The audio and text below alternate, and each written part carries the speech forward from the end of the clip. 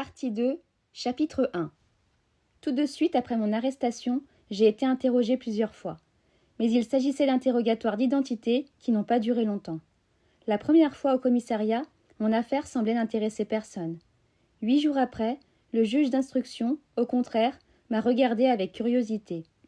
Mais pour commencer, il m'a seulement demandé mon nom et mon adresse, ma profession, la date et le lieu de ma naissance. Puis il a voulu savoir si j'avais choisi un avocat. J'ai reconnu que non, et je l'ai questionné pour savoir s'il était absolument nécessaire d'en avoir un. « Pourquoi » a-t-il dit.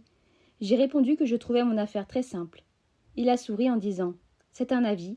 Pourtant, la loi est là. Si vous ne choisissez pas d'avocat, nous en désignerons un d'office. » J'ai trouvé qu'il était très commode que la justice se chargeât de ces détails. Je lui ai dit, il m'a approuvé et a conclu que la loi était bien faite. Au début, je ne l'ai pas pris au sérieux. Il m'a reçu dans une pièce tendue de rideaux. Il avait sur son bureau une seule lampe qui éclairait le fauteuil, où il m'a fait asseoir pendant que lui-même restait dans l'ombre. J'avais déjà lu une description semblable dans des livres, et tout cela me parut un jeu. Après notre conversation, au contraire, je l'ai regardé et j'ai vu un homme aux traits fins, aux yeux bleus enfoncés, grand, avec une longue moustache grise et d'abondants cheveux presque blancs. Il m'a paru très raisonnable et, somme toute, sympathique, malgré quelques tics nerveux qui lui tiraient la bouche. En sortant, j'allais même lui tendre la main, mais je me suis souvenu à temps que j'avais tué un homme. Le lendemain, un avocat est venu me voir à la prison. Il était petit et rond, assez jeune, les cheveux soigneusement collés. Malgré la chaleur, il avait un costume sombre, un col cassé et une cravate bizarre à grosses raies noires et blanches. Il a posé sur mon lit la serviette qu'il portait sous le bras, s'est présenté et m'a dit qu'il avait étudié mon dossier. Mon affaire était délicate, mais il ne doutait pas du succès si je lui faisais confiance. Je l'ai remercié et il m'a dit « Entrons dans le vif du sujet ». Il s'est assis sur le lit et m'a expliqué qu'on avait pris des renseignements sur ma vie privée. On avait su que ma mère était morte récemment à l'asile. On avait alors fait une enquête à Marengo. Les instructeurs avaient appris que j'avais fait preuve d'insensibilité le jour de l'enterrement de maman. « Vous comprenez » m'a dit mon avocat. « Cela me gêne un peu de vous demander cela, mais c'est très important. Et ce sera un gros argument pour l'accusation si je ne trouve rien à répondre. » Il voulait que je l'aide. Il m'a demandé si j'avais eu de la peine ce jour-là. Cette question m'a beaucoup étonnée et il me semblait que j'aurais été très gênée si j'avais eu à la poser. J'ai répondu cependant que j'avais un peu perdu l'habitude de m'interroger et qu'il m'était difficile de le renseigner. Sans doute, j'aimais bien maman, mais cela ne voulait rien dire. Tous les êtres sains avaient plus ou moins souhaité la mort de ceux qu'ils aimaient.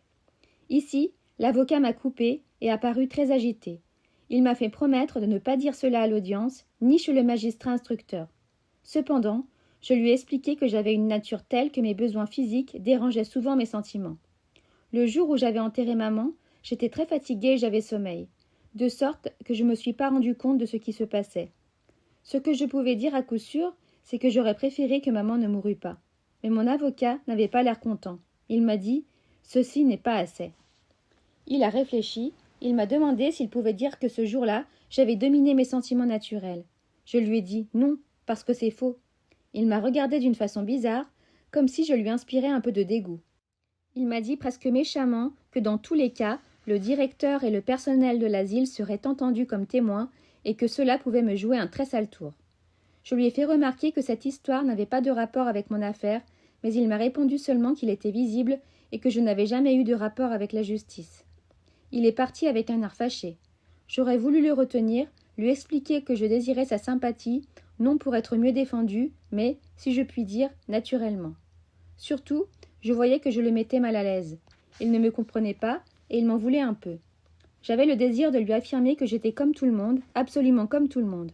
Mais tout cela, au fond, n'avait pas grande utilité, et j'y ai renoncé par paresse. Peu de temps après, j'étais conduit de nouveau devant le juge d'instruction.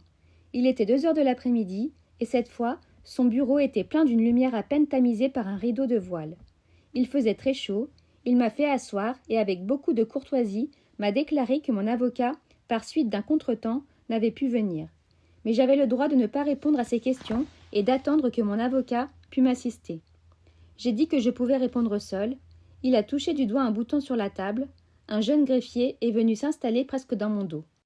Nous nous sommes tous les deux carrés dans nos fauteuils.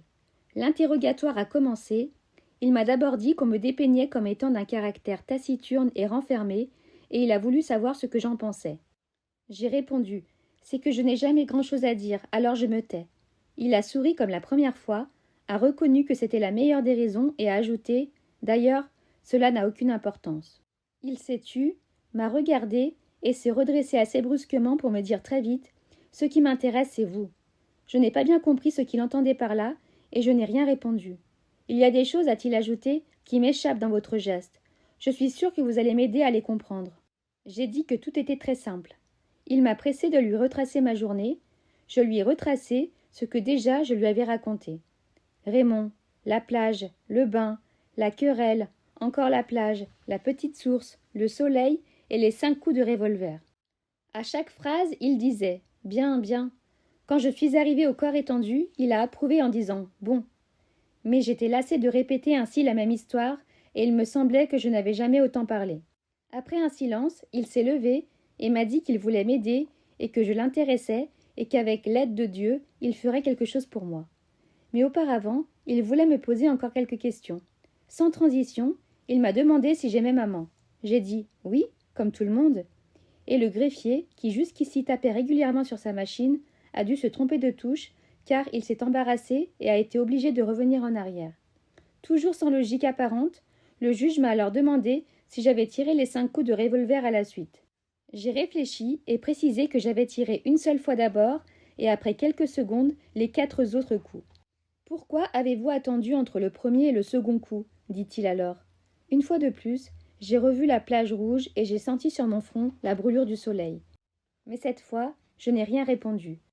Pendant tout le silence qui a suivi, le juge a eu l'air de s'agiter. Il s'est assis, a fourragé dans ses cheveux, a mis ses coudes sur son bureau et s'est penché un peu vers moi avec un air étrange. « Pourquoi avez-vous tiré sur un corps à terre » Là encore, je n'ai pas su répondre. Le juge a passé ses mains sur son front et a répété sa question d'une voix un peu altérée. « Pourquoi ? Il faut que vous me le disiez, pourquoi ?» Je me taisais toujours. Brusquement, il s'est levé, a marché à grands pas vers une extrémité de son bureau et a ouvert un tiroir dans un classeur. Il en a tiré un crucifix d'argent qu'il a brandi en revenant vers moi. Et d'une voix toute changée, presque tremblante, il s'est écrié « Est-ce que vous le connaissez, celui-là » J'ai dit oui, naturellement. Alors il m'a dit très vite et d'une façon passionnée que lui croyait en Dieu et que sa conviction était qu'aucun homme n'était assez coupable pour que Dieu ne lui pardonnât pas, mais qu'il fallait pour cela que l'homme, par son repentir, devint comme un enfant dont l'âme est vide et prête à tout accueillir. Il avait tout son corps penché sur la table, il agitait son crucifix presque au-dessus de moi. À vrai dire, je l'avais très mal suivi dans son raisonnement, d'abord parce que j'avais chaud et qu'il y avait dans son cabinet de grosses mouches qui se posaient sur ma figure, et aussi parce qu'il me faisait un peu peur. Je reconnaissais en même temps que c'était ridicule, parce que, après tout, c'était moi le criminel. Il a continué pourtant. J'ai à peu près compris qu'à son avis, il n'y avait qu'un point obscur dans ma confession, le fait d'avoir attendu pour tirer mon second coup de revolver. Pour le reste, c'était très bien, mais cela, il ne le comprenait pas. J'allais lui dire qu'il avait tort de s'obstiner. Ce dernier point n'avait pas tellement d'importance, mais il m'a coupé et m'a exhorté une dernière fois, dressé de toute sa hauteur, en me demandant si je croyais en Dieu. J'ai répondu que non. Il s'est assis avec indignation. Il m'a dit que c'était impossible, que tous les hommes croyaient en Dieu, même ceux qui se détournaient de son visage. C'était là sa conviction et, s'il devait jamais en douter, sa vie n'aurait plus de sens. « Voulez-vous, s'est-il exclamé, que ma vie n'ait pas de sens ?» À mon avis, cela ne me regardait pas, et je lui ai dit. Mais à travers la table, il avança déjà le Christ sous mes yeux et s'écriait d'une façon déraisonnable « Moi, je suis chrétien. Je demande pardon de tes fautes à celui-là. Comment peux-tu ne pas croire qu'il a souffert pour toi ?» J'ai bien remarqué qu'il me tutoyait, mais j'en avais assez. La chaleur se faisait de plus en plus grande. Comme toujours, quand j'ai envie de me débarrasser de quelqu'un que j'écoute à peine, j'ai eu l'air d'approuver. À ma surprise, il a triomphé. « Tu vois, disait-il. N'est-ce pas que tu crois et que tu vas te confier à lui ?» Évidemment, j'ai dit non une fois de plus. Il est retombé sur son fauteuil. Il avait l'air très fatigué. Il est resté un moment silencieux pendant que la machine, qui n'avait pas cessé de suivre le dialogue, en prolongeait encore les dernières phrases. Ensuite, il m'a regardé attentivement et avec un peu de tristesse, il a murmuré « Je n'ai jamais vu d'âme aussi endurcie que la vôtre. Les criminels, qui sont venus devant moi, ont toujours pleuré devant cette image de la douleur. J'allais répondre que c'était justement parce qu'il s'agissait de criminels. Mais j'ai pensé que moi aussi, j'étais comme eux. C'était une idée à quoi je ne pouvais pas me faire. Le juge s'est alors levé, comme s'il me signifiait que l'interrogatoire était terminé. Il m'a seulement demandé, du même air un peu las, si je regrettais mon acte.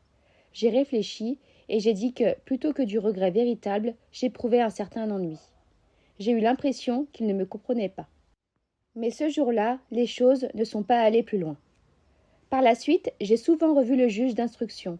Seulement, j'étais accompagnée de mon avocat à chaque fois. On se bornait à me faire préciser certains points de mes déclarations précédentes. Ou bien encore le juge discutait les charges avec mon avocat. Mais en vérité, il ne s'occupait jamais de moi à ces moments-là. Peu à peu, en tout cas, le ton des interrogatoires a changé. Il semblait que le juge ne s'intéressât pas plus à moi et qu'il eût classé mon cas en quelque sorte. Il ne m'a plus parlé de Dieu et je ne l'ai jamais revu dans l'excitation de ce premier jour. Le résultat, c'est que nos entretiens sont devenus plus cordiaux. Quelques questions, un peu de conversation avec mon avocat, les interrogatoires étaient finis. Mon affaire suivait son cours, selon l'expression même du juge. Quelquefois aussi, quand la conversation était d'ordre général, on m'y mêlait. Je commençais à respirer. Personne, en ces heures-là, n'était méchant avec moi. Tout était si naturel, si bien réglé et si sobrement joué que j'avais l'impression ridicule de faire partie de la famille. Et au bout des 11 mois qu'a duré cette instruction, je peux dire que je m'étonnais presque de m'être jamais réjoui d'autre chose que de ces rares instants où le juge me reconduisait à la porte de son cabinet en me frappant sur l'épaule et en me disant d'un air cordial « C'est fini pour aujourd'hui, monsieur l'Antéchrist ». On me remettait alors entre les mains des gendarmes. Chapitre 2. Il y a des choses dont je n'ai jamais aimé parler. Quand je suis entrée en prison, j'ai compris au bout de quelques jours que je n'aimerais pas parler de cette partie de ma vie. Plus tard, je n'ai plus trouvé d'importance à ces répugnances. En réalité, je n'étais pas réellement en prison les premiers jours. J'attendais vaguement quelques événements nouveaux. C'est seulement après la première et la seule visite de Marie que tout a commencé. Du jour où j'ai reçu sa lettre, de ce jour-là, j'ai senti que j'étais chez moi dans ma cellule et que ma vie s'y arrêtait. Le jour de mon arrestation, on m'a d'abord enfermée dans une chambre où il y avait déjà plusieurs détenus, la plupart des Arabes. Ils ont ri en me voyant. Puis ils m'ont demandé ce que j'avais fait. J'ai dit que j'avais tué un Arabe et ils sont restés silencieux. Mais un moment après, le soir est tombé, ils m'ont expliqué comment il fallait arranger la natte où je devais coucher. En roulant une des extrémités, on pouvait en faire un traversin. Toute la nuit, des punaises ont couru sur mon visage. Quelques jours après, on m'a isolée dans une cellule où je couchais sur un bas-flanc de bois. J'avais un baquet d'aisance et une cuvette de fer. La prison était tout en haut de la ville et, par une petite fenêtre, je pouvais voir la mer. C'est un jour que j'ai été agrippée au barreau, mon visage tendu vers la lumière, qu'un gardien est entré et m'a dit que j'avais une visite. J'ai pensé que c'était Marie. C'était bien elle. J'ai suivi pour aller au parloir un long corridor, puis un escalier, et pour finir un autre couloir. Je suis entrée dans une très grande salle éclairée par une vaste baie. La salle était séparée en 3 parties par 2 grandes grilles qui la coupaient dans sa longueur. Entre les 2 grilles se trouvait un espace de 8 à 10 mètres qui séparait les visiteurs des prisonniers. J'ai aperçu Marie en face de moi avec sa robe à raies et son visage bruni. De mon côté, il y avait une dizaine de détenus, des Arabes pour la plupart. Marie était entourée de mauresques et se trouvait entre 2 visiteuses. Une petite vieille aux lèvres serrées, habillée de noir, et une grosse femme en cheveux qui parlait très fort avec beaucoup de gestes. À cause de la distance entre les grilles, les visiteurs et les prisonniers étaient obligés de parler très haut. Quand je suis entrée, le bruit des voix qui rebondissaient contre les grands murs nus de la salle, la lumière crue qui coulait du ciel sur les vitres et rejaillissait dans la salle, me causèrent une sorte d'étourdissement. Ma cellule était plus calme et plus sombre. Il m'a fallu quelques secondes pour m'adapter. Pourtant, j'ai fini par voir chaque visage avec netteté, détaché dans le plein jour. J'ai observé qu'un gardien se tenait assis à l'extrémité du couloir entre les 2 grilles. La plupart des prisonniers arabes ainsi que leurs familles s'étaient accroupis en vis-à-vis. Ceux-là ne criaient pas. Malgré le tumulte, ils parvenaient à s'entendre en parlant très bas. Leurs murmures sourds, partis de plus bas, formaient comme une base continue aux conversations qui s'entrecroisaient au-dessus de leur tête. Tout cela, je l'ai remarqué très vite en m'avançant vers Marie. Déjà collée contre la grille, elle me souriait de toutes ses forces. Je l'ai trouvée très belle, mais je n'ai pas su lui dire. Alors, m'a-t-elle dit très haut. Alors voilà, tu es bien. Tu as tout ce que tu veux? Oui, tout. Nous nous sommes tus, et Marie souriait toujours. La grosse femme hurlait vers mon voisin, son mari sans doute, un grand type blond au regard franc. C'était la suite d'une conversation déjà commencée. Jeanne n'a pas voulu le prendre, criait-elle à tue-tête. Oui, oui, disait l'homme. Je lui ai dit que tu le reprendrais en sortant, mais elle n'a pas voulu le prendre. Marie a crié de son côté que Raymond me donnait le bonjour et j'ai dit merci. Mais ma voix a été couverte par mon voisin qui a demandé s'il allait bien. Sa femme a ri en disant qu'il ne s'était jamais mieux porté. Mon voisin de gauche, un petit jeune homme aux mains fines, ne disait rien. J'ai remarqué qu'il était en face de la petite vieille et que tous les deux se regardaient avec intensité.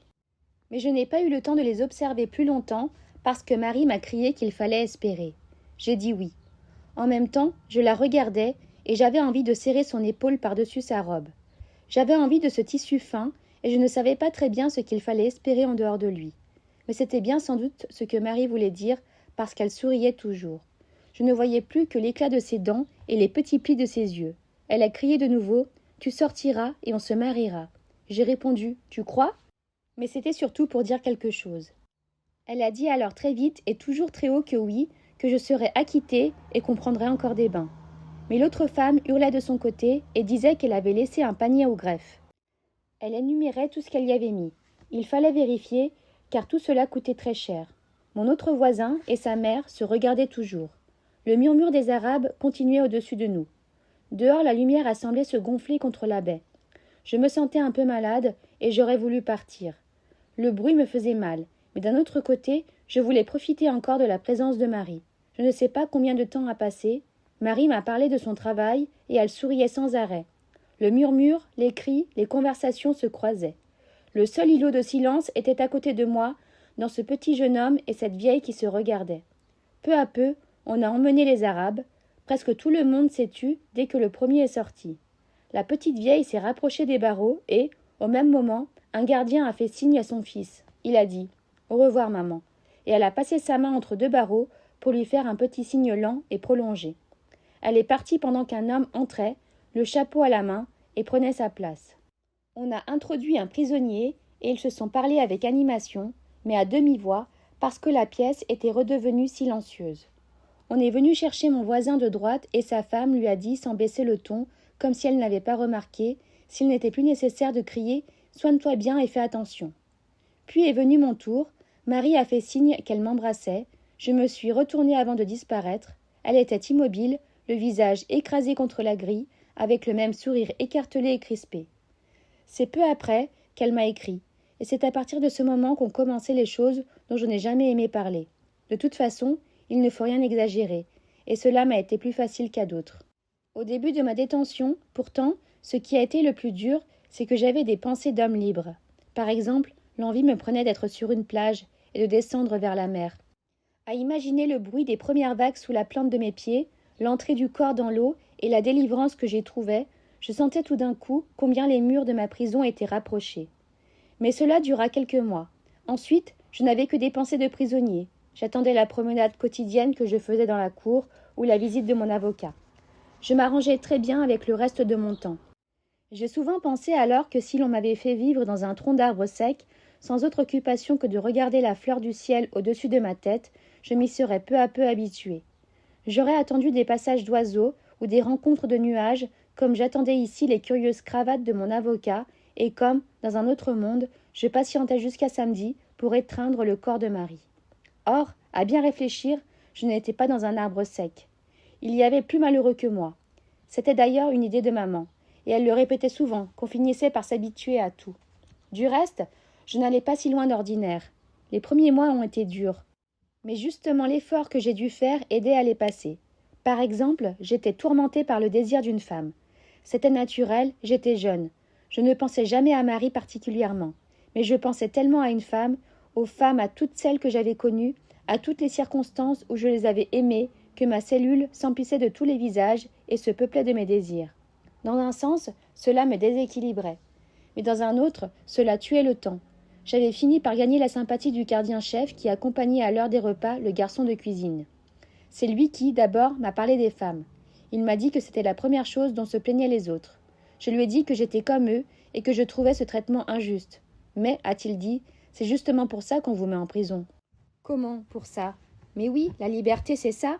On vous prive de la liberté. Je n'avais jamais pensé à cela, je l'ai approuvé. C'est vrai, lui ai-je dit.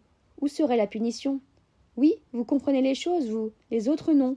Mais ils finissent par se soulager eux-mêmes. Le gardien est parti ensuite. Il y a eu aussi les cigarettes.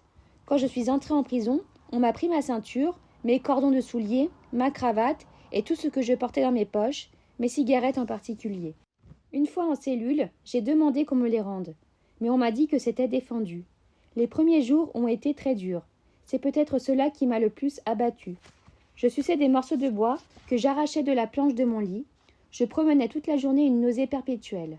Je ne comprenais pas pourquoi on me privait de cela qui ne faisait pas de mal à personne. Plus tard, j'ai compris que cela faisait partie aussi de la punition. Mais à ce moment-là, je m'étais habituée à ne plus fumer, et cette punition n'en était plus une pour moi. À part ces ennuis, je n'étais pas trop malheureux. Toute la question, encore une fois, était de tuer le temps. J'ai fini par ne plus m'ennuyer du tout à partir de l'instant où j'ai appris à me souvenir. Je me mettais quelquefois à penser à ma chambre et, en imagination, je partais d'un coin pour y revenir en dénombrant mentalement tout ce qui se trouvait sur mon chemin. Au début, c'était vite fait, mais chaque fois que je recommençais, c'était un peu plus long, car je me souvenais de chaque meuble et, pour chacun d'entre eux, de chaque objet qui s'y trouvait, et pour chaque objet de tous les détails, et pour les détails eux-mêmes, une incrustation, une fêlure ou un bord ébréché, de leur couleur ou de leur grain. En même temps, j'essayais de ne pas perdre le fil de mon inventaire, de faire une énumération complète, si bien qu'au bout de quelques semaines, je pouvais passer des heures rien qu'à dénombrer ce qui se trouvait dans ma chambre. Ainsi, plus je réfléchissais, et plus de choses méconnues et oubliées je sortais de ma mémoire. J'ai compris alors qu'un homme qui n'aurait vécu qu'un seul jour pourrait sans peine vivre 100 ans dans une prison. Il aurait assez de souvenirs pour ne pas s'ennuyer. Dans un sens, c'était un avantage. Il y avait aussi le sommeil. Au début, je dormais mal la nuit, et pas du tout le jour. Peu à peu, mes nuits ont été meilleures et j'ai pu dormir aussi le jour. Je peux dire que, dans les derniers mois, je dormais de 16 à 18 heures par jour. Il me restait alors 6 heures à tuer avec les repas, les besoins naturels, mes souvenirs et l'histoire du Tchécoslovaque. Entre ma paillasse et la planche du lit, j'avais trouvé en effet un vieux morceau de journal presque collé à l'étoffe, jauni et transparent. Il relatait un fait divers dont le début manquait, mais qui avait dû se passer en Tchécoslovaquie. Un homme était parti d'un village tchèque pour faire fortune. Au bout de 25 ans, riche, il était revenu avec une femme et un enfant. Sa mère tenait un hôtel avec sa sœur dans son village natal. Pour les surprendre, il avait laissé sa femme et son enfant dans un autre établissement, était allé chez sa mère qui ne l'avait pas reconnu quand il était entré. Par plaisanterie, il avait eu l'idée de prendre une chambre, il avait montré son argent. Dans la nuit, sa mère et sa sœur l'avaient assassiné à coups de marteau pour le voler et avaient jeté son corps dans la rivière. Le matin, la femme était venue, avait révélé sans le savoir l'identité du voyageur. La mère s'était pendue, la sœur s'était jetée dans un puits. J'ai dû lire cette histoire des milliers de fois. D'un côté, elle était invraisemblable. D'un autre, elle était naturelle. De toute façon, je trouvais que le voyageur l'avait un peu mérité et qu'il ne faut jamais jouer. Ainsi, avec les heures de sommeil, les souvenirs, la lecture de mon fait divers et l'alternance de la lumière et de l'ombre, le temps a passé. J'avais bien lu qu'on finissait par perdre la notion du temps en prison. Mais cela n'avait pas beaucoup de sens pour moi. Je n'avais pas compris à quel point les jours pouvaient être à la fois longs et courts. Longs à vivre sans doute, mais tellement distendus qu'ils finissaient par déborder les uns sur les autres. Ils y perdaient leur nom. Les mots hier ou demain étaient les seuls qui gardaient un sens pour moi. Lorsqu'un jour le gardien m'a dit que j'étais là depuis 5 mois, je l'ai cru, mais je ne l'ai pas compris. Pour moi, c'était sans cesse le même jour qui déferlait dans ma cellule et la même tâche que je poursuivais. Ce jour-là, après le départ du gardien, je me suis regardée dans ma gamelle de fer. Il m'a semblé que mon image restait sérieuse alors même que j'essayais de lui sourire. Je l'ai agitée devant moi, j'ai souri et elle a gardé le même air sévère et triste. Le jour finissait, et c'était l'heure dont je ne veux pas parler, l'heure sans nom où les bruits du soir montaient de tous les étages de la prison dans un cortège de silence. Je me suis approchée de la lucarne et, dans la dernière lumière, j'ai contemplé une fois de plus mon image. Elle était toujours sérieuse, et quoi d'étonnant puisque, à ce moment, je l'étais aussi. Mais en même temps, et pour la première fois depuis des mois, j'ai entendu distinctement le son de ma voix. Je l'ai reconnue pour celle qui résonnait depuis déjà 2 longs jours à mes oreilles, et j'ai compris que pendant tout ce temps, j'avais parlé seule. Je me suis souvenu alors ce que disait l'infirmière à l'enterrement de maman. Non, il n'y avait pas d'issue, et personne ne peut imaginer ce que sont les soirs dans les prisons. Chapitre 3. Je peux dire qu'au fond l'été a très vite remplacé l'été. Je savais qu'avec la montée des premières chaleurs surviendrait quelque chose de nouveau pour moi. Mon affaire était inscrite à la dernière session de la cour d'assises, et cette session se terminerait avec le mois de juin. Les débats se sont ouverts avec, au dehors, tout le plein du soleil. Mon avocat m'avait assuré qu'il ne durerait pas plus de 2 ou 3 jours. D'ailleurs, avait-il ajouté, la cour sera pressée, parce que votre affaire n'est pas la plus importante de la session. Il y a un parricide qui passera tout de suite après. À 7h30 du matin, on est venu me chercher et la voiture cellulaire m'a conduit au palais de justice. Les 2 gendarmes m'ont fait entrer dans une petite pièce qui sentait l'ombre. Nous avons attendu, assis près d'une porte derrière laquelle on entendait des voix, des appels, des bruits de chaises et tout un remue-ménage qui m'a fait penser à ces fêtes de quartier où, après le concert, on range la salle pour pouvoir danser. Les gendarmes m'ont dit qu'il fallait attendre la cour et l'un d'eux m'a offert une cigarette que j'ai refusée. Il m'a demandé peu après si j'avais le trac. J'ai répondu que non. Et même, dans un sens, cela m'intéressait de voir un procès. Je n'en avais jamais eu l'occasion dans ma vie. Oui, a dit le second gendarme, mais cela finit par fatiguer. Après un peu de temps, une petite sonnerie a résonné dans la pièce. Ils m'ont alors ôté les menottes, ils ont ouvert la porte et m'ont fait entrer dans le box des accusés. La salle était pleine à craquer. Malgré les stores, le soleil s'infiltrait par endroits et l'air était déjà étouffant. On avait laissé les vitres closes. Je me suis assis et les gendarmes m'ont encadré. C'est à ce moment que j'ai aperçu une rangée de visages devant moi. Tous me regardaient. J'ai compris que c'étaient les jurés. Mais je ne peux pas dire ce qui les distinguait les uns des autres. Je n'ai eu qu'une impression. J'étais devant une banquette de tramway et tous ces voyageurs anonymes épiaient le nouvel arrivant pour en apercevoir les ridicules. Je sais bien que c'était une idée niaise, puisqu'ici, ce n'était pas le ridicule qu'ils cherchaient, mais le crime. Cependant, la différence n'est pas grande, et c'est en tout cas l'idée qui m'est venue. J'étais un peu étourdie aussi par tout ce monde dans cette salle close. J'ai regardé encore le prétoire, et je n'ai distingué aucun visage. Je crois bien que d'abord je ne m'étais pas rendu compte que tout ce monde se pressait pour me voir. D'habitude, les gens ne s'occupaient pas de ma personne. Il m'a fallu un effort pour comprendre que j'étais la cause de toute cette agitation. J'ai dit au gendarme « Que de monde !» Il m'a répondu que c'était à cause des journaux et il m'a montré un groupe qui se tenait près d'une table sous le banc des jurés. Il m'a dit « Les voilà !» J'ai demandé « Qui ?» et il a répété « Les journaux ». Il connaissait l'un des journalistes qu'il a vu à ce moment et qui s'est dirigé vers nous. C'était un homme déjà âgé, sympathique, avec un visage un peu grimaçant. Il a serré la main du gendarme avec beaucoup de chaleur. J'ai remarqué à ce moment que tout le monde se rencontrait, s'interpellait et conversait, comme dans un club où l'on est heureux de se retrouver entre gens du même monde. Je me suis expliqué aussi la bizarre impression que j'avais d'être de trop, un peu comme un intrus. Pourtant, le journaliste s'est adressé à moi en souriant. Il m'a dit qu'il espérait que tout irait bien pour moi. Je l'ai remercié et il a ajouté « Vous savez, nous avons monté un peu votre affaire. L'été, c'est la saison creuse pour les journaux.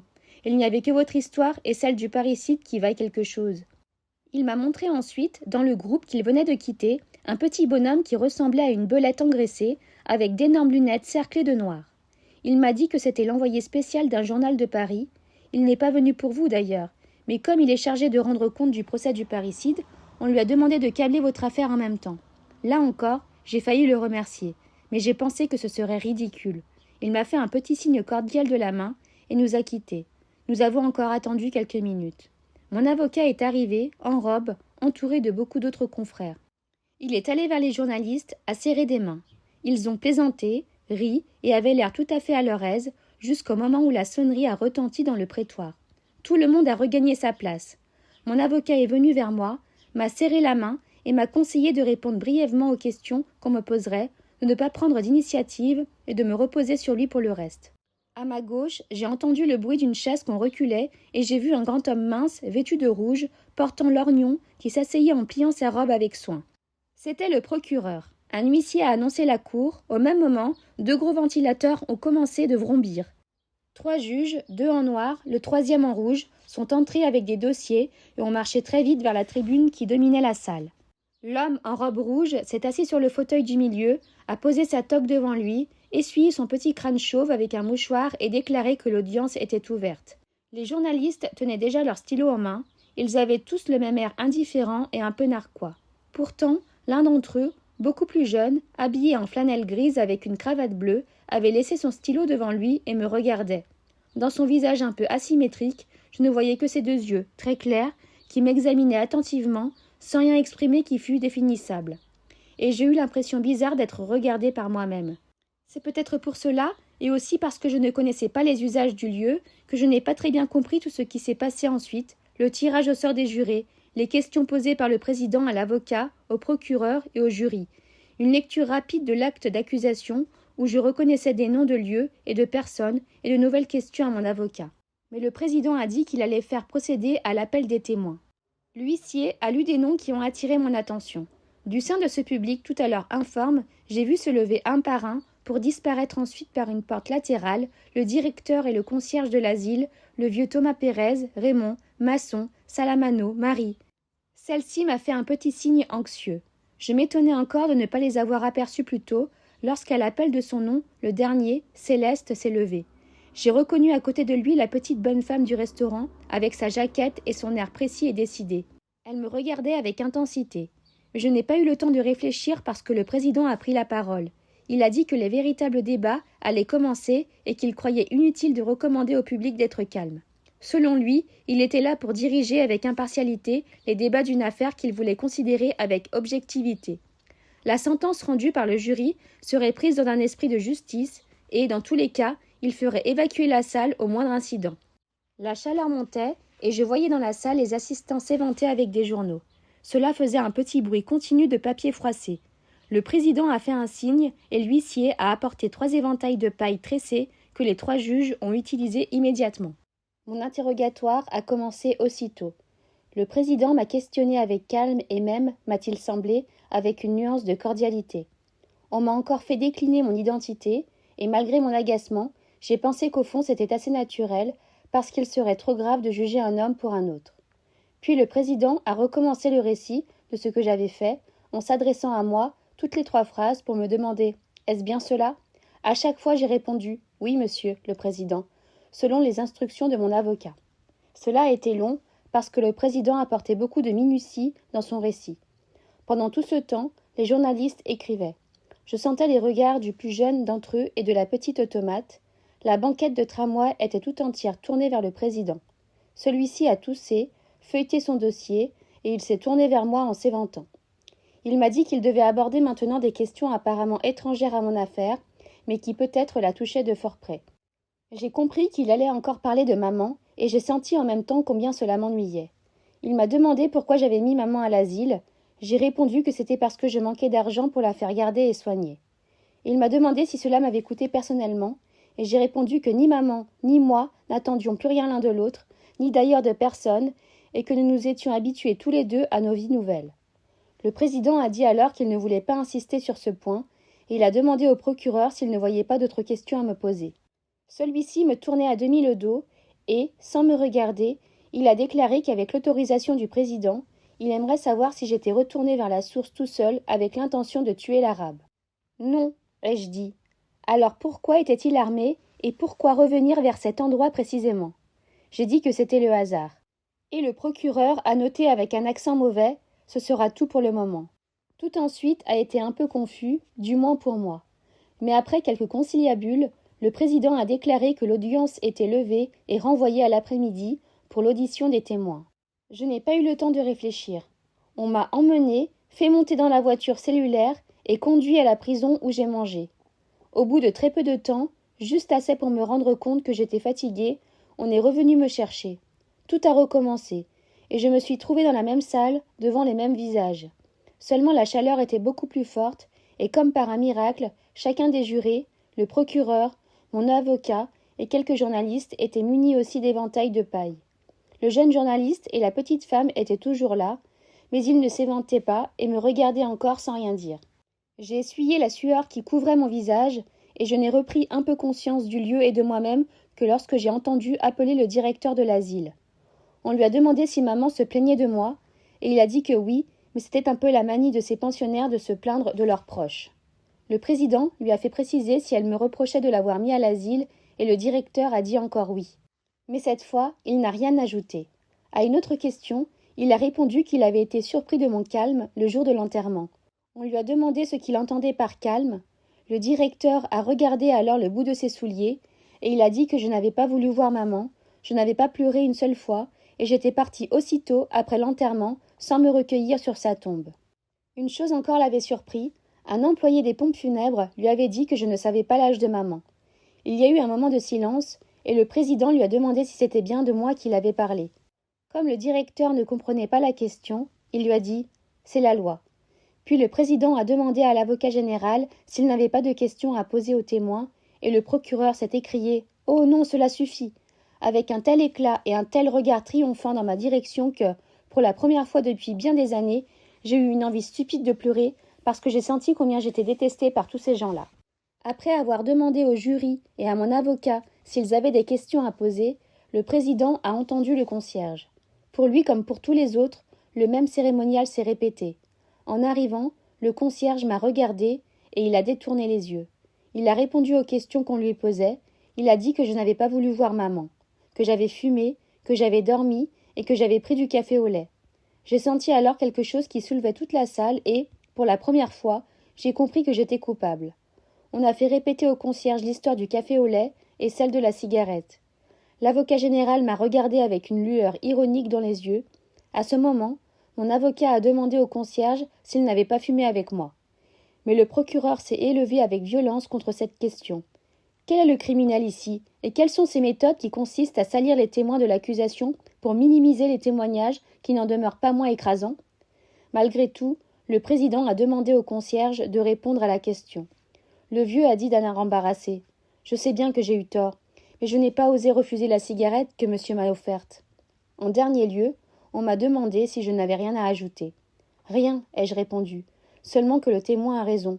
Il est vrai que je lui ai offert une cigarette. » Le concierge m'a regardé alors avec un peu d'étonnement et une sorte de gratitude. Il a hésité, puis il a dit que c'était lui qui m'avait offert le café au lait. Mon avocat a triomphé bruyamment et a déclaré que les jurés apprécieraient. Mais le procureur a tonné au-dessus de nos têtes et il a dit « Oui, messieurs, les jurés apprécieront, et ils concluront qu'un étranger pouvait proposer du café, mais qu'un fils devait le refuser devant le corps de celle qui lui avait donné le jour. » Le concierge a regagné son banc. Quand est venu le tour de Thomas Pérez, un huissier a dû le soutenir jusqu'à la barre. Pérez a dit qu'il avait surtout connu ma mère et qu'il ne m'avait vue qu'une fois, le jour de l'enterrement. On lui a demandé ce que j'avais fait ce jour-là, et il a répondu « Vous comprenez, moi-même j'avais trop de peine, alors je n'ai rien vu. C'était la peine qui m'empêchait de voir, parce que c'était pour moi une très grosse peine. Et même, je me suis évanouie, alors je n'ai pas pu voir monsieur. » L'avocat général lui a demandé si, du moins, il m'avait vu pleurer. Pérez a répondu que non. Le procureur a dit alors à son tour « Messieurs les jurés apprécieront », mais mon avocat s'est fâché. Il a demandé à Pérez, sur un ton qui m'a semblé exagéré, s'il avait vu que je ne pleurais pas. Pérez a dit non. Le public a ri, et mon avocat, en retroussant une de ses manches, a dit d'un ton péremptoire « Voilà l'image de ce procès. Tout est vrai et rien n'est vrai. » Le procureur avait le visage fermé et piquait un crayon dans les titres de ses dossiers. Après 5 minutes de suspension pendant lesquelles mon avocat m'a dit que tout allait pour le mieux, on a entendu Céleste qui était citée par la défense. La défense, c'était moi. Céleste jetait de temps en temps des regards de mon côté et roulait un panama entre ses mains. Il portait le costume neuf qu'il mettait pour venir avec moi, certains dimanches, aux courses de chevaux. Mais je crois qu'il n'avait pas pu mettre son col parce qu'il portait seulement un bouton de cuivre pour tenir sa chemise fermée. On lui a demandé si j'étais son client et il a dit « Oui, mais c'était aussi un ami. » Ce qu'il pensait de moi, il a répondu que j'étais un homme. Ce qu'il entendait par là, et il a déclaré que tout le monde savait ce que cela voulait dire. S'il avait remarqué que j'étais renfermée, il a reconnu seulement que je ne parlais pas pour ne rien dire. L'avocat général lui a demandé si je payais régulièrement ma pension. Céleste a ri, et il a déclaré « C'était des détails entre nous ». On lui a demandé encore ce qu'il pensait de mon crime. Il a mis alors ses mains sur la barre, et l'on voyait qu'il avait préparé quelque chose. Il a dit « Pour moi, c'est un malheur, tout le monde sait ce que c'est. Ça vous laisse sans défense. Eh bien, pour moi, c'est un malheur. » Il allait continuer, mais le président lui a dit que c'était bien et qu'on le remerciait. Alors Céleste est resté un peu interdit, mais il a déclaré qu'il voulait encore parler. On lui a demandé d'être bref. Il a encore répété que c'était un malheur. Et le président lui a dit « Oui, c'est entendu, mais nous sommes là pour juger les malheurs de ce genre. Nous vous remercions. » Comme s'il était arrivé au bout de sa science et de sa bonne volonté, Céleste s'est alors retourné vers moi. Il m'a semblé que ses yeux brillaient et que ses lèvres tremblaient. Il avait l'air de me demander ce qu'il pouvait encore faire. Moi, je n'ai rien dit, je n'ai fait aucun geste, mais c'est la première fois de ma vie que j'ai eu envie d'embrasser un homme. Le président lui a encore enjoint de quitter la barre. Céleste est allée s'asseoir dans le prétoire. Pendant tout le reste de l'audience, il est resté là, un peu penché en avant, les coudes sur les genoux, le panama entre les mains, à écouter tout ce qui se disait. Marie est entrée. Elle avait mis un chapeau, et elle était encore belle. Mais je l'aimais mieux avec ses cheveux libres. De l'endroit où j'étais, je devinais le poids léger de ses seins, et je reconnaissais sa lèvre inférieure toujours un peu gonflée. Elle semblait très nerveuse. Tout de suite, on lui a demandé depuis quand elle me connaissait. Elle a indiqué l'époque où elle travaillait chez nous. Le président a voulu savoir quels étaient ses rapports avec moi. Elle a dit qu'elle était mon amie. À une autre question, elle a répondu qu'il était vrai qu'elle devait m'épouser. Le procureur qui feuilletait un dossier lui a demandé brusquement de quand datait notre liaison. Elle a indiqué la date. Le procureur a remarqué d'un air indifférent qu'il lui semblait que c'était le lendemain de la mort de maman. Puis il a dit avec quelque ironie qu'il ne voudrait pas insister sur une situation délicate et qu'il comprenait bien les scrupules de Marie, mais que son devoir lui commandait de s'élever au-dessus des convenances. Il a donc demandé à Marie de résumer cette journée où je l'avais connue. Marie ne voulait pas parler, mais devant l'insistance du procureur, elle a dit notre bain, notre sortie au cinéma et notre rentrée chez moi. L'avocat général a dit qu'à la suite des déclarations de Marie à l'instruction, il avait consulté les programmes de cette date. Il a ajouté que Marie elle-même dirait quels films ont passé alors. D'une voix presque blanche, en effet, elle a indiqué que c'était un film de Fernandel. Le silence était complet dans la salle quand elle eut fini. Le procureur s'est alors levé, très grave, et d'une voix que j'ai trouvée vraiment émue, le doigt tendu vers moi, il a articulé lentement « Messieurs, les jurés, le lendemain de la mort de sa mère, cet homme prenait des bains, commençait une liaison irrégulière et allait rire devant un film comique. Je n'ai rien de plus à vous dire. » Il s'est assis toujours dans le silence. Mais tout d'un coup, Marie a éclaté en sanglots, a dit que ce n'était pas cela et qu'il y avait autre chose, qu'on la forçait à dire le contraire de ce qu'elle pensait, qu'elle me connaissait bien et que je n'avais rien fait de mal. Mais l'huissier, sur un signe du président, l'a emmenée et l'audience s'est poursuivie. C'est à peine si, ensuite, on a écouté Masson, qui a déclaré que j'étais un honnête homme et qu'il dirait plus « j'étais un brave homme ». C'est à peine encore si on a écouté Salamano, quand il a rappelé que j'avais été bon pour son chien et quand il a répondu à une question sur ma mère et sur moi en disant que je n'avais plus rien à dire à maman et que je l'avais mise pour cette raison à l'asile. « Il faut comprendre », disait Salamano, « il faut comprendre », mais personne ne paraissait comprendre. On l'a emmené. Puis est venu le tour de Raymond, qui était le dernier témoin. Raymond m'a fait un petit signe et a dit tout de suite que j'étais innocent. Mais le président a déclaré qu'on ne lui demandait pas des appréciations, mais des faits. Il l'a invité à attendre des questions pour répondre. On lui a fait préciser ses relations avec la victime. Raymond en a profité pour dire que c'était lui que cette dernière haïssait depuis qu'il avait giflé sa sœur. Le président lui a demandé cependant si la victime n'avait pas de raison de me haïr. Raymond a dit que ma présence à la plage était le résultat d'un hasard. Le procureur lui a demandé alors comment il se faisait que la lettre qui était à l'origine du drame avait été écrite par moi. Raymond a répondu que c'était un hasard. Le procureur a rétorqué que le hasard avait déjà beaucoup de méfaits sur la conscience dans cette histoire. Il a voulu savoir si c'était par hasard que je n'étais pas intervenue quand Raymond avait giflé sa maîtresse, par hasard que j'avais servi de témoin au commissariat, par hasard encore que mes déclarations lors de ce témoignage s'étaient révélées de pure complaisance. Pour finir, il a demandé à Raymond quels étaient ses moyens d'existence, et comme ce dernier répondait « magasinier », l'avocat général a déclaré au juré que de notoriété générale, le témoin exerçait le métier de souteneur. J'étais son complice et son ami. Il s'agissait d'un drame crapuleux de la plus basse espèce, aggravé du fait qu'on avait affaire à un monstre moral. Raymond a voulu se défendre et mon avocat a protesté, mais on leur a dit qu'il fallait laisser terminer le procureur. Celui-ci a dit « J'ai peu de choses à ajouter. Était-il votre ami ?» a-t-il demandé à Raymond. « Oui, a dit celui-ci, c'était mon copain. » L'avocat général m'a posé alors la même question et j'ai regardé Raymond, qui n'a pas détourné les yeux. J'ai répondu « oui ».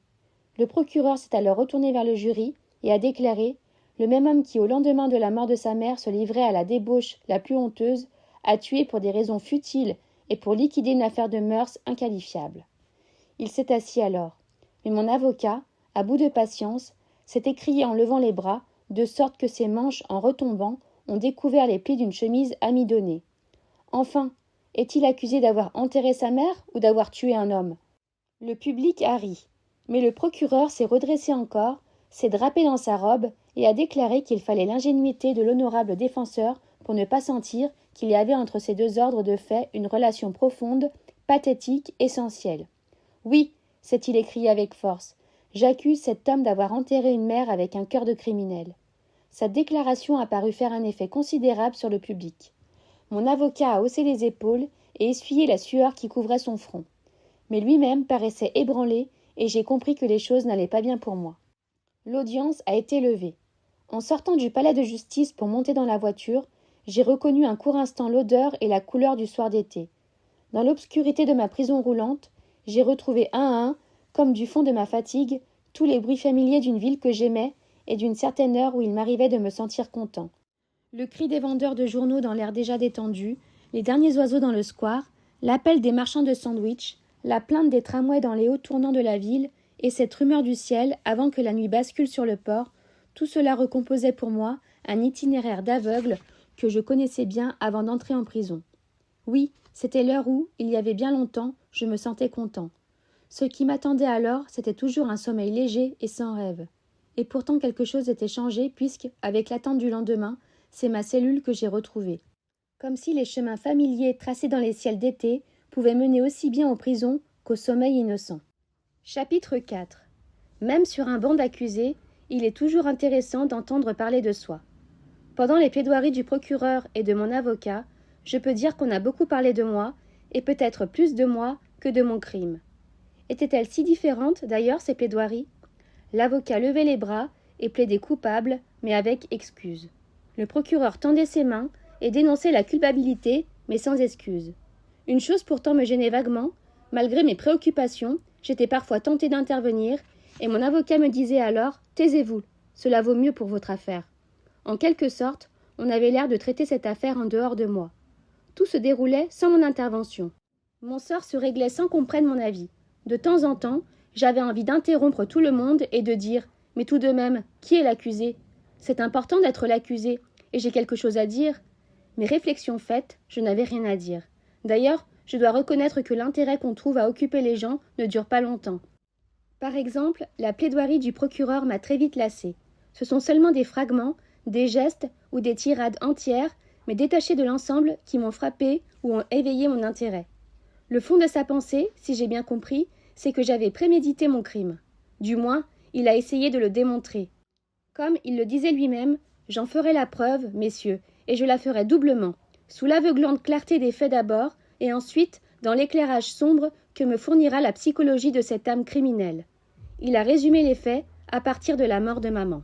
Il a rappelé mon insensibilité, l'ignorance où j'étais de l'âge de maman, mon bain du lendemain avec une femme, le cinéma, Fernandel et enfin la rentrée avec Marie. J'ai mis du temps à le comprendre, à ce moment parce qu'il disait sa maîtresse, et pour moi elle était Marie. Ensuite, il en est venu à l'histoire de Raymond. J'ai trouvé que sa façon de voir les événements ne manquait pas de clarté. Ce qu'il disait était plausible. J'avais écrit la lettre d'accord avec Raymond pour attirer sa maîtresse et la livrer au mauvais traitement d'un homme de moralité douteuse. J'avais provoqué sur la plage les adversaires de Raymond. Celui-ci avait été blessé. Je lui avais demandé son revolver. J'étais revenue seule pour m'en servir. J'avais abattu l'arabe comme je le projetais. J'avais attendu, et pour être sûr que la besogne était bien faite, j'avais tiré encore 4 balles, posément, à coup sûr, d'une façon réfléchie en quelque sorte. « Et voilà, messieurs, » a dit l'avocat général, « j'ai retracé devant vous le fil d'événements qui a conduit cet homme à tuer en pleine connaissance de cause. J'insiste là-dessus, a-t-il dit, car il ne s'agit pas d'un assassinat ordinaire, d'un acte irréfléchi que vous pourriez estimer atténué par les circonstances. Cet homme, messieurs, cet homme est intelligent. Vous l'avez entendu, n'est-ce pas? Il sait répondre, il connaît la valeur des mots, et l'on ne peut pas dire qu'il a agi sans se rendre compte de ce qu'il faisait. Moi, j'écoutais, et j'entendais qu'on me jugeait intelligent. Mais je ne comprenais pas bien comment les qualités d'un homme ordinaire pouvaient devenir des charges écrasantes contre un coupable. Du moins, c'était cela qui me frappait, et je n'ai plus écouté le procureur jusqu'au moment où je l'ai entendu dire « A-t-il seulement exprimé des regrets ?» Jamais, messieurs. Pas une seule fois au cours de l'instruction, cet homme n'a paru ému de son abominable forfait. À ce moment, il s'est tourné vers moi, et m'a désigné du doigt en continuant à m'accabler sans qu'en réalité je comprenne bien pourquoi. Sans doute, je ne pouvais pas m'empêcher de reconnaître qu'il avait raison. Je ne regrettais pas beaucoup mon acte, mais tant d'acharnement m'étonnait. J'aurais voulu essayer de lui expliquer cordialement, presque avec affection, que je n'avais pas pu regretter vraiment quelque chose. J'étais toujours pris par ce qui allait arriver, par aujourd'hui ou par demain. Mais naturellement, dans l'état où l'on m'avait mis, je ne pouvais parler à personne sur ce ton. Je n'avais pas le droit de me montrer affectueux, d'avoir de la bonne volonté. Et j'ai essayé d'écouter encore parce que le procureur s'est mis à parler de mon âme. Il disait qu'il s'était penché sur elle et qu'il n'avait rien trouvé, messieurs les jurés. Il disait qu'à la vérité, je n'en avais point d'âme et que rien d'humain, et pas un des principes moraux qui gardent le cœur des hommes, ne m'était accessible. Sans doute, ajoutait-il, nous ne saurions le lui reprocher. Ce qu'il ne saurait acquérir, nous ne pouvons nous plaindre qu'il en manque. Mais quand il s'agit de cette cour, la vertu toute négative de la tolérance doit se muer en celle, moins facile, mais plus élevée de la justice. Surtout lorsque le vide du cœur tel qu'on le découvre chez cet homme devient un gouffre où la société peut succomber. C'est alors qu'il a parlé de mon attitude envers maman. Il a répété ce qu'il avait dit pendant les débats. Mais il a été beaucoup plus long que lorsqu'il parlait de mon crime, si long même que finalement, je n'ai plus senti que la chaleur de cette matinée. Jusqu'au moment, du moins, où l'avocat général s'est arrêté et après un moment de silence a repris d'une voix très basse et très pénétrée « Cette même cour, messieurs, va juger demain le plus abominable des forfaits, le meurtre d'un père. » Selon lui, l'imagination reculait devant cet atroce attentat. Il osait espérer que la justice des hommes punirait sans faiblesse. Mais il ne craignait pas de le dire, l'horreur que lui inspirait ce crime le cédait presque à celle qu'il ressentait devant mon insensibilité.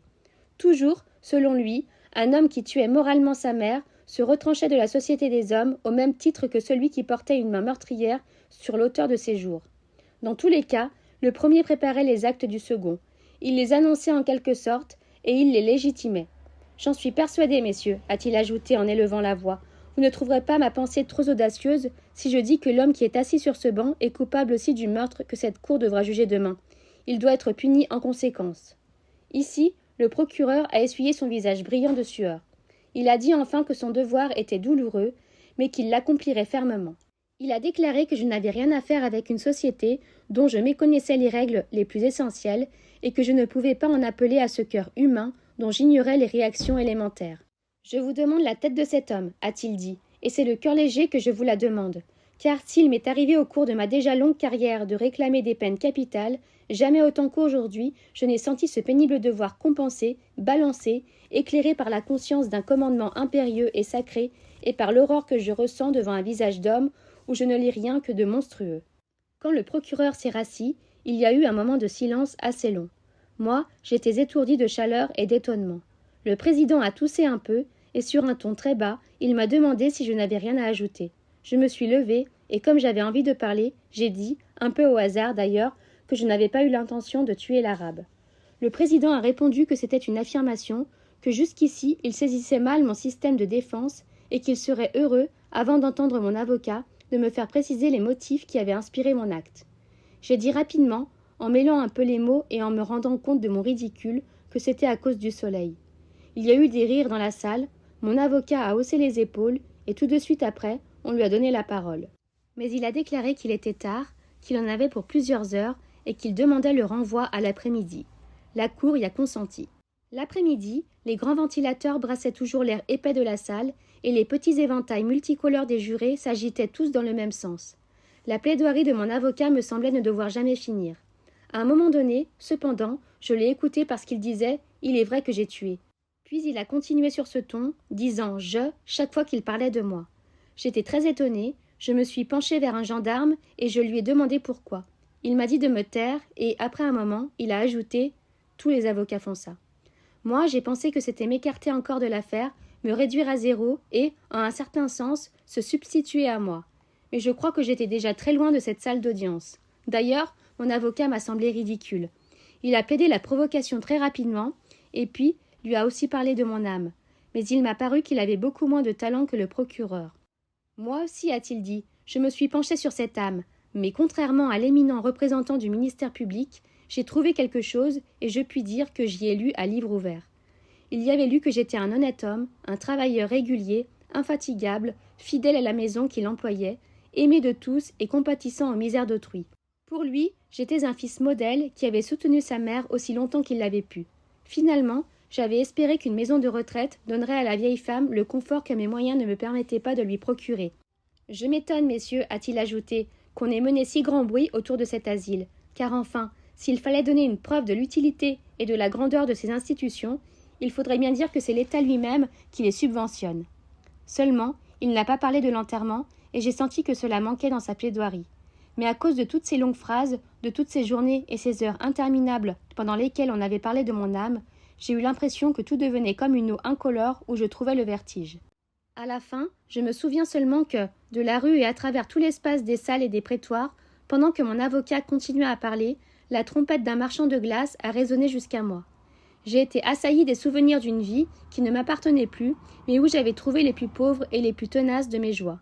Ces odeurs d'été, le quartier que j'aimais, un certain ciel du soir, le rire et les robes de Marie. Tout ce que je faisais d'inutile en ce lieu m'est alors remonté à la gorge, et je n'ai eu qu'une hâte, c'est qu'on en finisse et que je retrouve ma cellule avec le sommeil.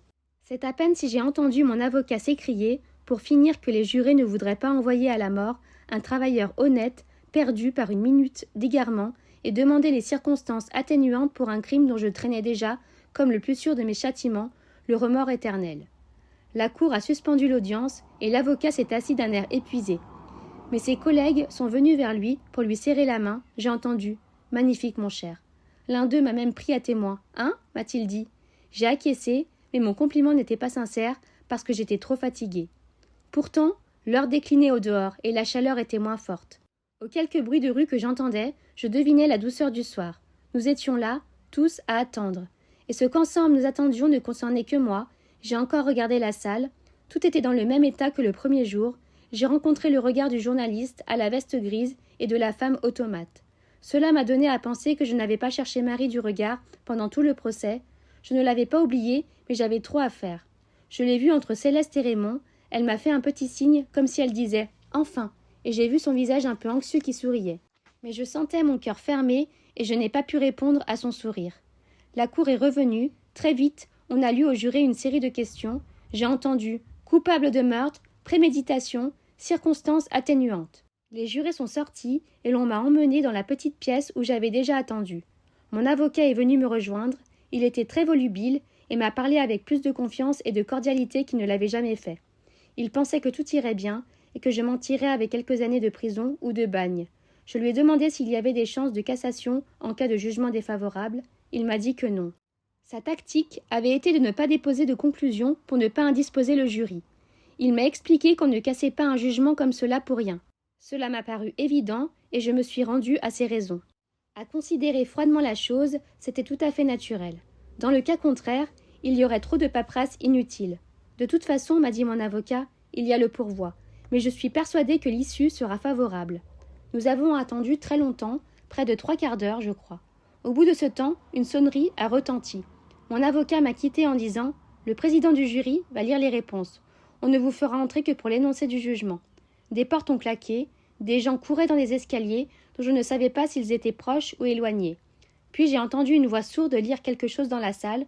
Quand la sonnerie a encore retenti, que la porte du box s'est ouverte, c'est le silence de la salle qui est monté vers moi, le silence et cette singulière sensation que j'ai eue lorsque j'ai constaté que le jeune journaliste avait détourné ses yeux. Je n'ai pas regardé du côté de Marie. Je n'en ai pas eu le temps parce que le président m'a dit, dans une forme bizarre, que j'aurais la tête tranchée sur une place publique au nom du peuple français. Il m'a semblé alors reconnaître le sentiment que je lisais sur tous les visages. Je crois bien que c'était de la considération. Les gendarmes étaient très doux avec moi. L'avocat a posé sa main sur mon poignet. Je ne pensais plus à rien. Mais le président m'a demandé si je n'avais rien à ajouter. J'ai réfléchi, j'ai dit non. C'est alors qu'on m'a emmené. Chapitre 5. Pour la 3e fois, j'ai refusé de recevoir l'aumônier. Je n'ai rien à lui dire, je n'ai pas envie de parler, je le verrai bien assez tôt. Ce qui m'intéresse en ce moment, c'est d'échapper à la mécanique, de savoir si l'inévitable peut avoir une issue. On m'a changé de cellule, de celle-ci, lorsque je suis allongée, je vois le ciel et je ne vois que lui. Toutes mes journées se passent à regarder sur son visage le déclin des couleurs qui conduit le jour à la nuit. Couchée, je passe les mains sous ma tête et j'attends. Je ne sais combien de fois je me suis demandé s'il y avait des exemples de condamnés à mort qui eussent échappé au mécanisme implacable, disparus avant l'exécution, rompu des cordons d'agents. Je me reprochais alors de n'avoir pas prêté assez d'attention au récit d'exécution. On devrait toujours s'intéresser à ces questions. On ne sait jamais ce qui peut arriver. Comme tout le monde, j'avais lu des comptes rendus dans les journaux, mais il y avait certainement des ouvrages spéciaux que je n'avais jamais eu la curiosité de consulter. Là peut-être, j'aurais trouvé des récits d'évasion. J'aurais appris que dans un cas, au moins, la roue s'était arrêtée, que dans cette préméditation irrésistible, le hasard et la chance, une fois seulement, avaient changé quelque chose, une fois. Dans un sens, je crois que cela m'aurait suffi. Mon cœur aurait fait le reste. Les journaux parlaient souvent d'une dette qui était due à la société, il fallait, selon eux, la payer. Mais cela ne parle pas à l'imagination. Ce qui comptait, c'était une possibilité d'évasion, un saut hors du rite implacable, une course à la folie qui offrit toutes les chances de l'espoir.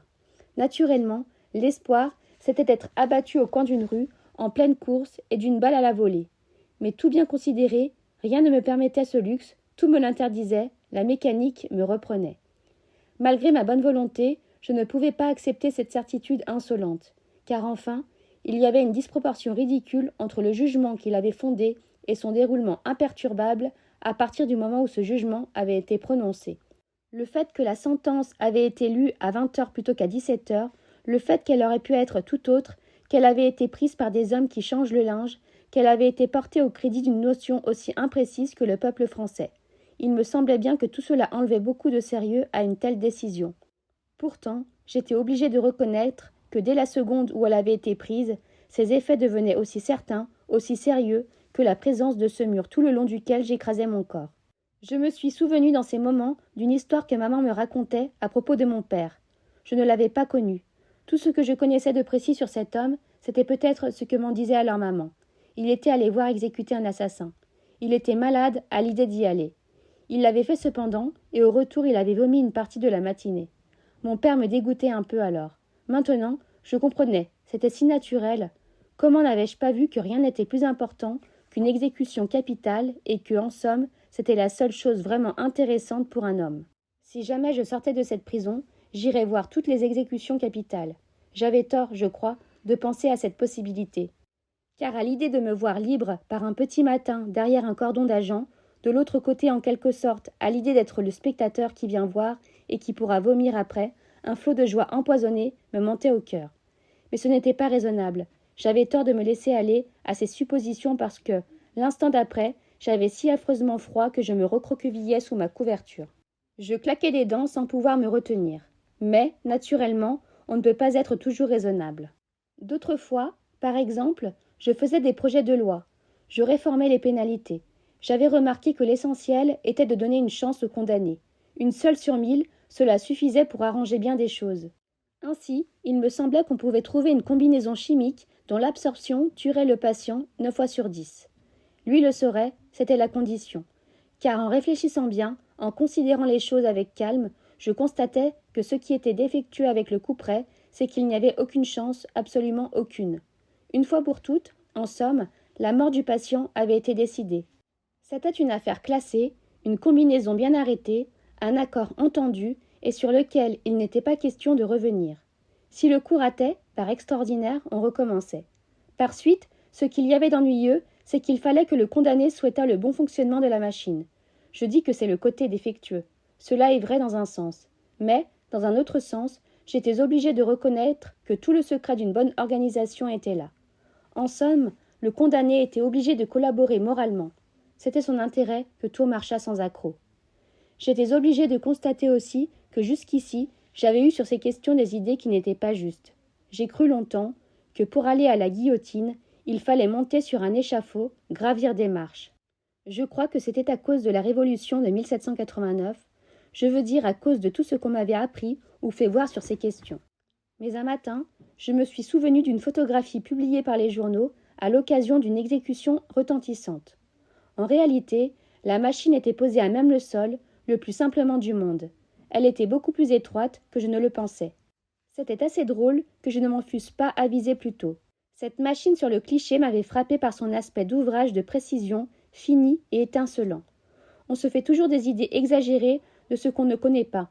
Je devais constater au contraire que tout était simple. La machine est au même niveau que l'homme qui marche vers elle. Il la rejoint comme on marche à la rencontre d'une personne. Cela aussi était ennuyeux. La montée vers l'échafaud, l'ascension en plein ciel, l'imagination pouvait s'y raccrocher. Tandis que, là encore, la mécanique écrasait tout, on était tué discrètement, avec un peu de honte et beaucoup de précision. Il y avait aussi deux choses à quoi je réfléchissais tout le temps, l'aube et mon pourvoi. Je me raisonnais cependant, et j'essayais de ne plus y penser. Je m'étendais, je regardais le ciel, je m'efforçais de m'y intéresser. Il devenait vert, c'était le soir. Je faisais encore un effort pour détourner le cours de mes pensées. J'écoutais mon cœur. Je ne pouvais imaginer que ce bruit qui m'accompagnait depuis si longtemps pût jamais cesser. Je n'ai jamais eu de véritable imagination. J'essayais pourtant de me représenter une certaine seconde où le battement de ce cœur ne se prolongerait plus dans ma tête. Mais en vain. L'aube où mon pourvoi était là, je finissais par me dire que le plus raisonnable était de ne pas me contraindre. C'est à l'aube qu'il venait, je le savais. En somme, j'ai occupé mes nuits à attendre cette aube. Je n'ai jamais aimé être surpris. Quand il m'arrive quelque chose, je préfère être là. C'est pourquoi j'ai fini par ne plus dormir qu'un peu dans mes journées, et, tout le long de mes nuits, j'ai attendu patiemment que la lumière naisse sur la vitre du ciel. Le plus difficile, c'était l'heure douteuse où je savais qu'ils opéraient d'habitude. Passé minuit, j'attendais et je guettais. Jamais mon oreille n'avait perçu tant de bruit, distingué de sons si ténus. Je peux dire d'ailleurs que d'une certaine façon, j'ai eu de la chance pendant toute cette période, puisque je n'ai jamais entendu de pas. Maman disait souvent qu'on n'est jamais tout à fait malheureux. Je l'approuvais dans ma prison, quand le ciel se colorait et qu'un nouveau jour glissait dans ma cellule. Parce qu'aussi bien, j'aurais pu entendre des pas et mon cœur aurait pu éclater. Même si le moindre glissement me jetait à la porte, même si, l'oreille collée au bois, j'attendais éperdument jusqu'à ce que j'entende ma propre respiration, effrayée de la trouver rauque et si pareille au râle d'un chien, au bout du compte, mon cœur n'éclatait pas, et j'avais encore gagné 24 heures. Pendant tout le jour, il y avait mon pourvoi. Je crois que j'ai tiré le meilleur parti de cette idée. Je calculais mes effets, et j'obtenais de mes réflexions le meilleur rendement. Je prenais toujours la plus mauvaise supposition, mon pourvoi était rejeté. Eh bien, je mourrais donc. Plutôt que d'autres, c'était évident. Mais tout le monde sait que la vie ne vaut pas la peine d'être vécue. Dans le fond, je n'ignorais pas que mourir à 30 ans ou à 70 ans importe peu, puisque naturellement, dans les deux cas, d'autres hommes et d'autres femmes vivront, et cela pendant des milliers d'années. Rien n'était plus clair, en somme. C'était toujours moi qui mourrais, que ce soit maintenant ou dans 20 ans. À ce moment, ce qui me gênait un peu dans mon raisonnement, c'était ce bond terrible que je sentais en moi à la pensée de 20 ans de vie à venir. Mais je n'avais qu'à l'étouffer en imaginant ce que seraient mes pensées dans 20 ans, quand il me faudrait quand même en venir là.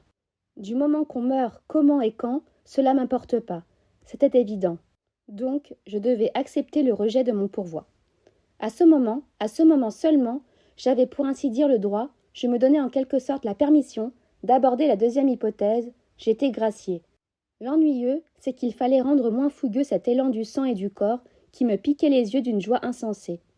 Il fallait que je m'applique à réduire ce cri, à le raisonner. Il fallait que je sois naturel, même dans cette hypothèse, pour rendre plus possible ma résignation dans la première. Quand j'avais réussi, j'avais gagné une heure de calme. Cela tout de même était à considérer. C'est à un semblable moment que j'ai refusé une fois de plus de recevoir l'aumônier. J'étais étendu, et je devinais l'approche du soir d'été à une certaine blondeur du ciel. Je venais de rejeter mon pourvoi, et je pouvais sentir les ondes de mon sang circuler régulièrement en moi. Je n'avais pas besoin de voir l'aumônier. Pour la première fois depuis bien longtemps, j'ai pensé à Marie. Il y avait de longs jours qu'elle ne m'écrivait plus. Ce soir-là, j'ai réfléchi, et je me suis dit qu'elle s'était peut-être fatiguée d'être la maîtresse d'un condamné à mort. L'idée m'est venue aussi qu'elle était peut-être malade ou morte. C'était dans l'ordre des choses. Comment l'aurais-je su, puisqu'en dehors de nos deux corps maintenant séparés, rien ne nous liait et nous rappelait l'un à l'autre. À partir de ce moment, d'ailleurs, le souvenir de Marie m'aurait été indifférent. Morte, elle ne m'intéressait plus. Je trouvais cela normal, comme je comprenais très bien que les gens m'oublient après ma mort. Ils n'avaient plus rien à faire avec moi, je ne pouvais même pas dire que cela était dur à penser. C'est à ce moment précis que l'aumônier est entré. Quand je l'ai vu, j'ai eu un petit tremblement. Il s'en est aperçu et m'a dit de ne pas avoir peur.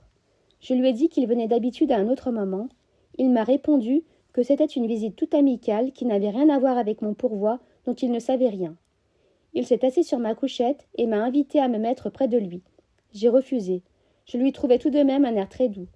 Il est resté un moment assis, les avant-bras sur les genoux, la tête baissée, à regarder ses mains. Elles étaient fines et musclées, Elle me faisait penser à deux bêtes agiles. Il les a frottées lentement l'une contre l'autre, puis il est resté ainsi, la tête toujours baissée, pendant si longtemps que j'ai eu l'impression, un instant, que je l'avais oublié. Mais il a relevé brusquement la tête et m'a regardé en face. « Pourquoi » m'a-t-il dit. « Refusez-vous mes visites » J'ai répondu que je ne croyais pas en Dieu. Il a voulu savoir si j'en étais bien sûre, et j'ai dit que je n'avais pas à me le demander, cela me paraissait une question sans importance. Il s'est alors renversé en arrière et s'est adossé au mur, les mains à plat sur les cuisses. Presque sans avoir l'air de me parler, il a observé qu'on se croyait sûr, quelquefois, et, en réalité, on ne l'était pas. Je ne disais rien. Il m'a regardé et m'a interrogé. « Qu'en pensez-vous » J'ai répondu que c'était possible. En tout cas, je n'étais peut-être pas sûre de ce qui m'intéressait réellement, mais j'étais tout à fait sûre de ce qui ne m'intéressait pas. Et justement, ce dont il me parlait ne m'intéressait pas. Il a détourné les yeux et, toujours sans changer de position, m'a demandé si je ne parlais pas ainsi par excès de désespoir. Je lui ai expliqué que je n'étais pas désespérée. J'avais seulement peur, c'était bien naturel. « Dieu vous aiderait alors » a-t-il remarqué. « Tous ceux que j'ai connus dans votre cas se retourneraient vers lui. » J'ai reconnu que c'était leur droit. Cela prouvait aussi qu'ils en avaient le temps. Quant à moi, je ne voulais pas qu'on m'aidât, et justement, le temps me manquait pour m'intéresser à ce qui ne m'intéressait pas. À ce moment, ses mains ont eu un geste d'agacement, mais il s'est redressé et a arrangé les plis de sa robe. Quand il a eu fini, il s'est adressé à moi en m'appelant « mon ami ». S'il me parlait ainsi, ce n'était pas parce que j'étais condamnée à mort. À son avis, nous étions tous condamnés à mort. Mais je l'ai interrompu en lui disant que ce n'était pas la même chose et que, d'ailleurs, cela ne pouvait être en aucun cas une consolation. « Certes, a-t-il approuvé, mais vous mourrez plus tard si vous ne mourrez pas aujourd'hui. La même question se posera alors. Comment aborderez-vous cette terrible épreuve ?» J'ai répondu que je l'aborderais exactement comme je l'abordais en ce moment. Il s'est levé à ce mot et m'a regardé droit dans les yeux. C'est un jeu que je connaissais bien. Je m'en amusais souvent avec Emmanuel ou Céleste et, en général, ils détournaient leurs yeux. L'aumônier aussi connaissait bien ce jeu. Je l'ai tout de suite compris, son regard ne tremblait pas. Et sa voix non plus n'a pas tremblé quand il m'a dit « N'avez-vous donc aucun espoir et vivez-vous avec la pensée que vous allez mourir tout entier ?» « Oui, ai-je répondu. Alors il a baissé la tête et s'est rassis. Il m'a dit qu'il me plaignait. Il jugeait cela impossible à supporter pour un homme. Moi, j'ai seulement senti qu'il commençait à m'ennuyer. Je me suis détournée à mon tour et je suis allée sous la lucarne. Je m'appuyai de l'épaule contre le mur. Sans bien le suivre, j'ai entendu qu'il recommençait à m'interroger. Il parlait d'une voix inquiète et pressante. J'ai compris qu'il était ému et je l'ai mieux écouté. Il me disait sa certitude que mon pourvoi serait accepté, mais je portais le poids d'un péché dont il fallait me débarrasser. Selon lui, la justice des hommes n'était rien et la justice de Dieu tout. J'ai remarqué que c'était la première qui m'avait condamnée. Il m'a répondu qu'elle n'avait pas, pour autant, lavé mon péché. Je lui ai dit que je ne savais pas ce qu'était un péché. On m'avait seulement appris que j'étais un coupable. J'étais coupable, je payais, on ne pouvait rien me demander de plus. À ce moment, il s'est levé à nouveau et j'ai pensé que dans cette cellule si étroite, s'il voulait remuer, il n'avait pas le choix. Il fallait s'asseoir ou se lever. J'avais les yeux fixés au sol. Il a fait un pas vers moi et s'est arrêté, comme s'il n'osait avancer. Il regardait le ciel à travers les barreaux.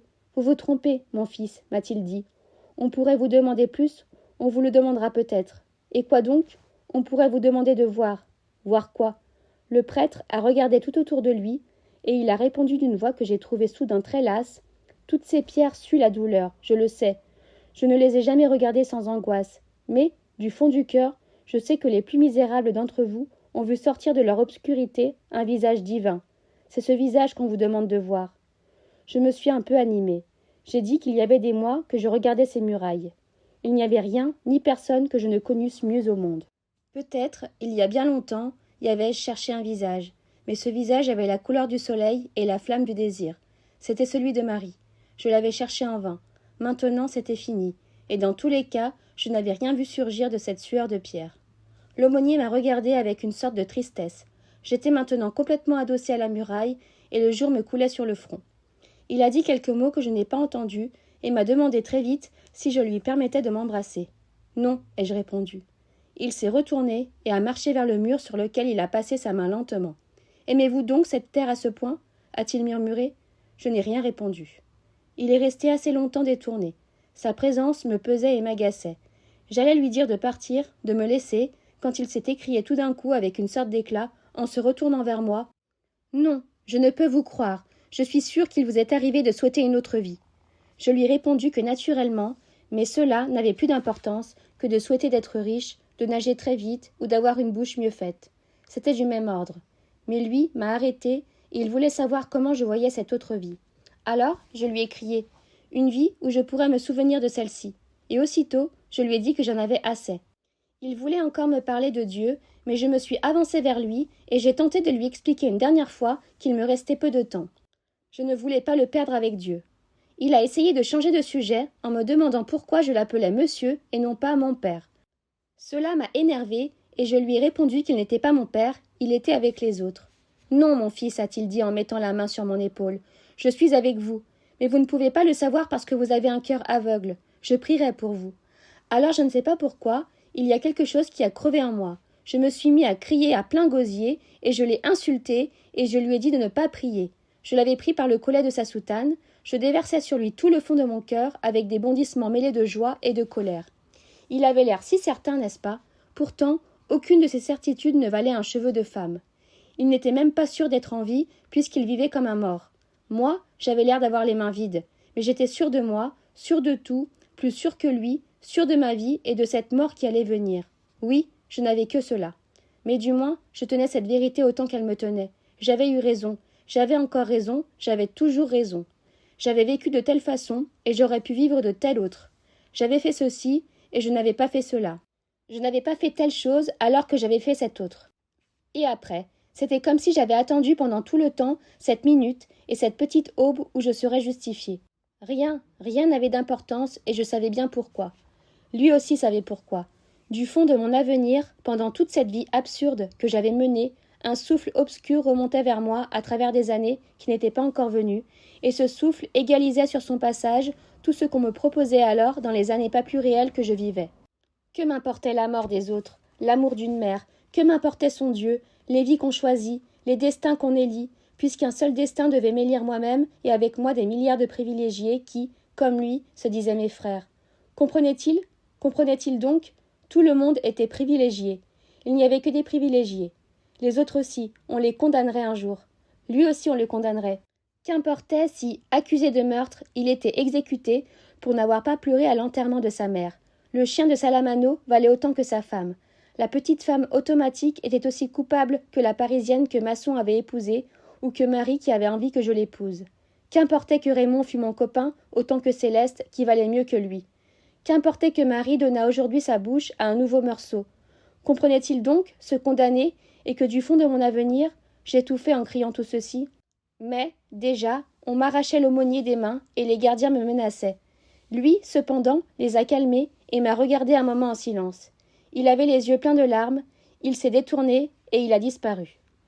Lui parti, j'ai retrouvé le calme. J'étais épuisée et je me suis jetée sur ma couchette. Je crois que j'ai dormi parce que je me suis réveillée avec des étoiles sur le visage. Des bruits de campagne montaient jusqu'à moi. Des odeurs de nuit, de terre et de sel rafraîchissaient mes tempes. La merveilleuse paix de cet été endormi entrait en moi comme une marée. À ce moment, et à la limite de la nuit, des sirènes ont hurlé. Elles annonçaient des départs pour un monde qui maintenant m'était à jamais indifférent. Pour la première fois depuis bien longtemps, j'ai pensé à maman. Il m'a semblé que je comprenais pourquoi à la fin d'une vie, elle avait pris un fiancé, pourquoi elle avait joué à recommencer. Là-bas aussi, autour de cet asile où des vies s'éteignaient, le soir était comme une trêve mélancolique. Si près de la mort, maman devait s'y sentir libérée et prête à tout revivre. Personne n'avait le droit de pleurer sur elle. Et moi aussi, je me suis senti prêt à tout revivre. Comme si cette grande colère m'avait purgé du mal, vidé d'espoir, devant cette nuit chargée de signes et d'étoiles, je m'ouvrais pour la première fois à la tendre indifférence du monde. De l'éprouver si pareil à moi, si fraternel enfin, j'ai senti que j'avais été heureux et que je l'étais encore.